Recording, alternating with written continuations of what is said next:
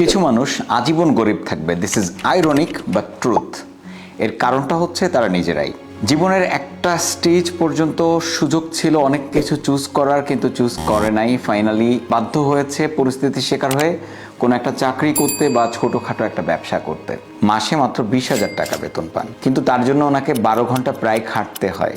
উনি যখন রাতে বাসায় ফেরেন খুব এক্সস্টেড হয়ে, কখনো কখনো নাইট ডিউটি পড়ে, শিফট ওয়াইজ কাজ করছেন। তো ওনার এই পেশার বাইরে আর অন্য কিছু করার সময়, সুযোগ, শারীরিক এনার্জি এবং ওনার সদিচ্ছা কোনোটাই কিন্তু আর থাকে না। আবার কেউ ছোট একটা ব্যবসা করছে, হতে পারে মুদি দোকান অথবা একটা ছোট ওষুধের দোকান অথবা অন্য কোনো ব্যবসা ছোটোখাটো, যেটা থেকে তার সংসার চলছে। সে সকাল থেকে রাত অবধি কাজ করছেন, সময় পাচ্ছেন না অন্য কিছু করার। আবার এই প্রফেশনটা সুইচও করতে পারছেন না। উনি যে প্রফেশন চেঞ্জ করবেন, ভালো জায়গায় যাবেন বা ভালো কিছু করবেন, সেই সুযোগটাও নেই। কারণ এই জব বা এই ব্যবসাটা থেকে ওনার রুটি রুজি, ওনার পরিবারের খরচ, বাচ্চার দুধের টাকা, বাচ্চার পড়াশোনার টাকা সব কিছু মেনটেন করতে হচ্ছে। ফলে অন্য কিছুতে উনি সুইচ করতে পারছেন না। ফাইনালি উনি গরিব থাকছেন।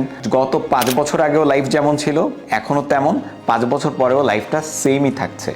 অর্থাৎ আজীবন তিনি এই অবস্থায়, এই র্যাট রেসের মধ্যে উনি থেকে যাচ্ছেন। এখান থেকে আর উনি বের হতে পারছেন না এবং ওনার ইচ্ছাও নেই। আর একটা জিনিস হচ্ছে কি, উনি স্যাটিসফাইড। উনি যেটা পাচ্ছেন এটাতে উনি স্যাটিসফাইড। উনি ভাবছেন ইনাফ ইজ ইনাফ, আর দরকার নেই। এই কারণে অবস্থাটার আর উন্নতি হচ্ছে না। ধনী ব্যক্তিদের দেখবেন, রিচ মাইন্ডসেটের পিপলেরা, তারা একটা কাজ করে, সেই কাজ থেকে যখন ডেভেলপ করে তারা আর একটা কাজ করে।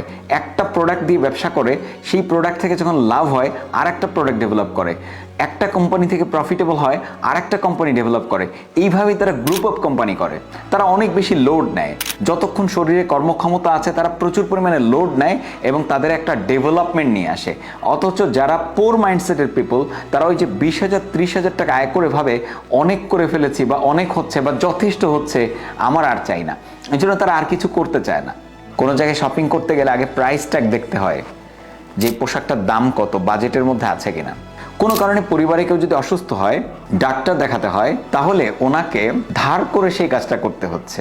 এই মানুষটা কিভাবে আর্থিকভাবে সচ্ছল হবে? দ্রব্যমূল্যের ঊর্ধ্বগতির বাজারে ওনাকে ওই অ্যামাউন্টটার ভিতরেই গুনে গুনে গুনে গুনে খুব হিসাব করে খরচ করতে হচ্ছে। প্রতিটা টাকা, একটি টাকা খরচ করতে গেলে ওনাকে অনেক বেশি ভাবতে হচ্ছে। এবং এটাই তাদের লাইফের শেষ অবধি, মৃত্যু অবধি এটাই তাদের লাইফের রচনা, এটাই কম্পোজিশন এবং এটাই কনক্লুশন। সো এখান থেকে বেরিয়ে আসার উপায় কি? উপায়টা হচ্ছে বর্তমান পেশার পাশাপাশি কিছু একটা করা। কিন্তু সেই কিছু একটা করার মতো ক্ষেত্র, সুযোগ এটা বাংলাদেশে পর্যাপ্ত না। এরকম ক্ষেত্র আছে বটে, অনেকে সেটা জানেই না। প্রতিনিয়ত কম বেশি আমি মেসেজ পাই যে আমি একটা চাকরি করছি, এর পাশাপাশি কি করা যায় বা কিভাবে কি করব, ফাইন্যান্সিয়াল গ্রোথ কিভাবে আনবো। আমি তাদেরকে কি বলবো? তিনি জব শেষে আসেন 8টার সময়, তার দ্বারা তো অন্য একটা ব্যবসা করা সম্ভব না। আমার সাথে যদি বিজনেস করতে চান, আমি নেটওয়ার্ক ইন্ডাস্ট্রিতে আছি, যদি আমার সাথে কাজ করেন এক্সট্রা রোজগারের ব্যবস্থা হবে। এক্সট্রা মানি আপনি গেইন করতে পারবেন অনলাইনে কাজ করে, দেশের যে কোনো প্রান্ত, বিশ্বের যে কোনো প্রান্ত থেকে।